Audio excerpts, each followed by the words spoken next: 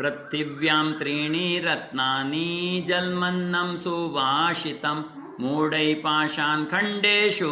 रत्नसंज्ञा विधीयते सत्यं धार्यते पृथ्वी सत्यं तप्ते रवि सत्येन वाति वायुश्च सर्वं सत्ये प्रतिष्ठितं दाने तपसि शौर्ये च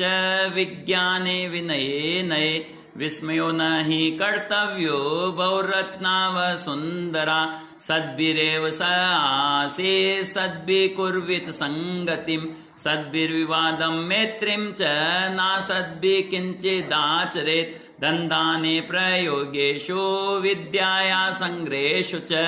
आहारे व्यवहारे च त्यक्तलज्ज सुखी भवेत् क्षमावशीकृति लोके क्षम्या किं न साध्यते शान्ति खड्गकरे यस्य किं करिष्यति दुर्जनः